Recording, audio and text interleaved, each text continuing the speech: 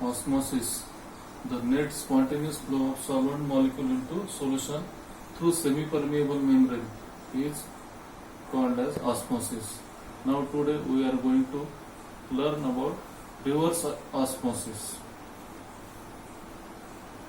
Here salt water is taken in this compartment and fresh water is taken in this compartment. These two compartments are separated by semi-permeable membrane. As we know, in osmosis, when there is no pressure, then this flow of solvent molecule takes place into solution through semi-permeable membrane, because here vapor pressure of pure solvent is more than vapor pressure of solution. So obviously the solvent molecule will pass into solution.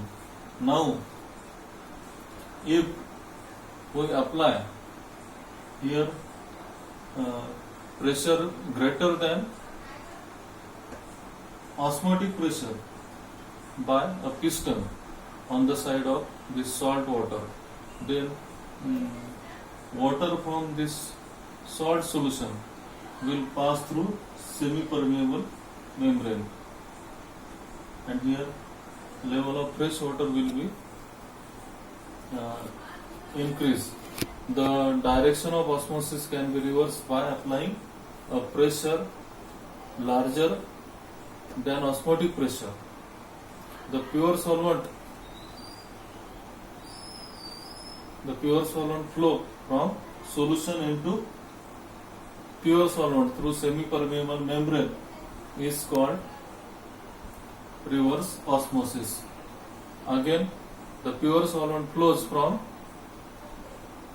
solution into pure solvent through semi-permeable membrane is called reverse osmosis. In this way, we can prepare a fresh water from salt water by the process of reverse osmosis.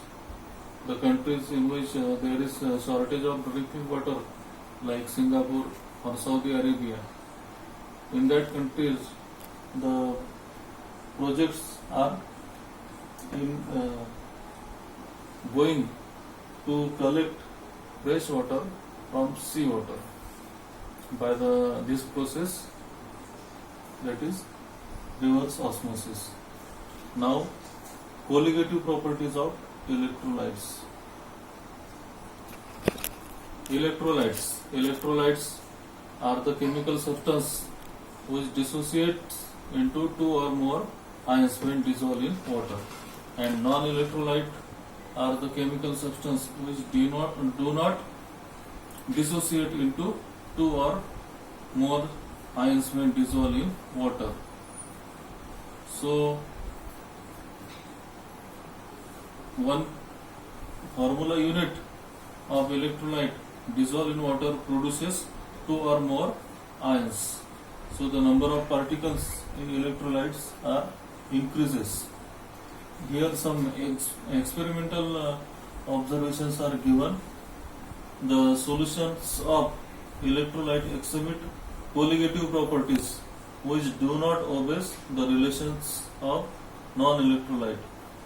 Then the colligative properties of the solutions of electrolytes are greater than those to be expected for the solution of non-electrolytes of same concentration. Then the molar masses of electrolytes in aqueous solutions determined by colligative properties are found to be considerably lower than the formula masses. So here the non-electrolyte formula unit when dissolved in water produces number of ions, two or more ions. So there is increase in number of particles. But solutions like sucrose solution when dissolved in water, they does not dissociate. Here sodium chloride when dissolved in water, it produces Na positive and Cl negative ion. But when sucrose solution is dissolved in water, then it does not dissociate. So in this way, here colligative properties of sodium chloride are twice than that of sucrose solution. The colligative properties of electrolyte solutions are higher than electrolyte solutions. In this way, the colligative properties of electrolyte solutions are higher than non-electrolyte solutions.